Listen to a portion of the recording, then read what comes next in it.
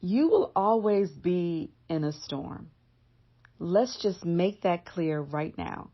Do not allow the world or anyone else to tell you differently, that the sun is always shining and that you're always feeling prosperous and happy and that you don't have any problems. That is false belief and it's not true. You will always be in a storm. Now, sometimes you may be in the part of the storm where the sun is starting to shine and break through and you see that there is light at the end of the tunnel. Or perhaps you're in the part of the storm where the clouds are just starting to form and something is starting not to feel just right.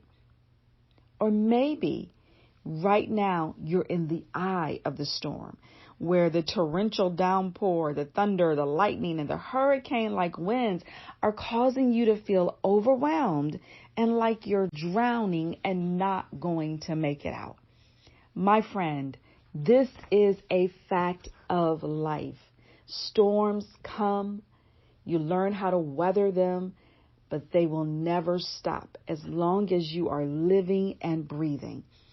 So take this fact and don't be thrown off when things start to happen in your life. Now, while storms are a part of life and are natural, how you deal with them and how you respond to them matters the most. And that's what we're going to talk about in today's Manna. I'm Natalie Brown-Rudd, and I am your spiritual growth coach, and I know a lot about storms. In fact, my book, Stormy Weather, is a testimony of how I have learned to weather the storms of life and the lessons that I've learned to be able to apply to the next storm so I can win the game of life and be victorious no matter what. Now, storms are natural. Take that to heart. Embrace it. It is the truth. And how you respond to them matters the most.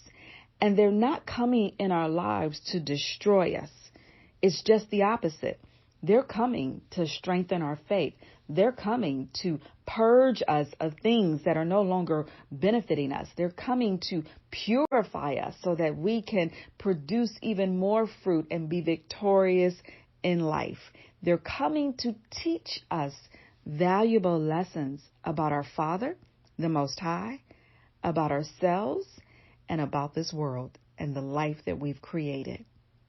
Now, you may say, Natalie, I have faith and I do believe and my faith is strengthened. But while I'm going through this storm, I wrestle with doubt and I wrestle with fear and worry and unbelief. And that, my friend, is also natural. It's normal to feel this way. In fact, in Mark chapter 9, verse 24, the man who wanted his son healed came to Yeshua and he said, I do believe, but help me overcome my unbelief. And then Yeshua goes on in Matthew and he says, you of little faith, why are you afraid? And this is when the disciples wanted him to calm the storm because what? They were in the midst of a storm, out on the water, out on the deep seas, and their boat was rocking back and forth, and they were fearful. And then he goes on in Matthew chapter 6, he says, oh, you of little faith. So you see, it's normal for us to have these moments where we are doubtful and we're worrying. And that's why in Philippians chapter 4, Paul says, do not worry, because he knew that we would succumb to worry. But again, storms are natural. The way we respond in fear is okay, but we don't want to stay stuck in those emotions. We want to rise above it, and we want to weather the storms in a way that strengthens us and help us to keep moving forward. And so how do we do that? How do we overcome our unbelief?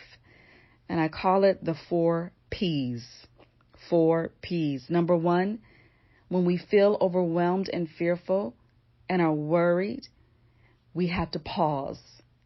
We have to pause, take a deep breath, and take captive our thoughts. Because it's our thoughts of all the things that could go wrong. It's the thoughts of all the things that we don't like. It's the thoughts of lack that cause us to spiral down into worry, fear, anxiety, and yes, doubt. So we have to pause and gather our thoughts. We have to pause and take a deep breath. And then the second P is we have to ponder. We have to think back to a time that we found ourselves in a challenging situation that, yes, we wanted to go away, but that we overcame. So we have to ponder and think back. Has the Most High ever not delivered you? Has he ever not showed up right on time? Has he ever not provided for his child? Has he ever not been true to his word? This is what we have to ponder and remember all of the times that he's delivered us and been faithful to his word. And then the third P is we have to pray. We have to pray and pray authentic prayers to say, Father, I am struggling. I am wavering. I feel overcome with anxiety. But then in our prayers, we then have to go to the scriptures and say, but your word tells me not to worry or to be anxious. Your word tells me that you are faithful. And we have to pray those words right back to the Father. And that is where he strengthens our faith, because his word is what gives us the power to endure to the end. So pray. And I like the 80-20 rule, where you pray 80% of the scriptures and 20% of how you're feeling and what's wrong. So more of the scriptures and less of your feelings. And that's how you strengthen your faith. And then the last P, which is very important, because you can pause, you can ponder, and you can pray. But if you don't do this last P, you will be overcome by the storms. You will be overwhelmed by all of those emotions that are making you feel heavy and burdened and are causing you to worry and to doubt. So the last P is that you've got to push through. That's right. You've got to push through the circumstances.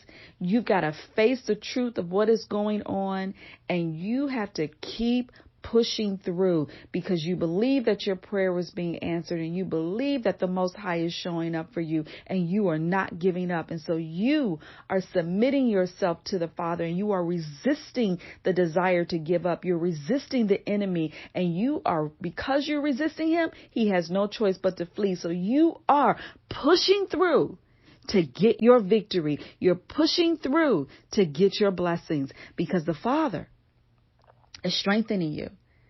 His Holy Spirit is carrying you. And guess what? Yeshua is sitting at the right hand of the Father, praying for you not to lose your faith. And so that's how you weather the storms. So yes, admit that you believe, but that you have to overcome your unbelief. And you do that by pausing, pondering, praying, and pushing through to get your victory. I pray that this has blessed you, encouraged you, no matter what part of the storm you are experiencing. And I'm Natalie Brown Rudd, your spiritual growth coach. Be blessed.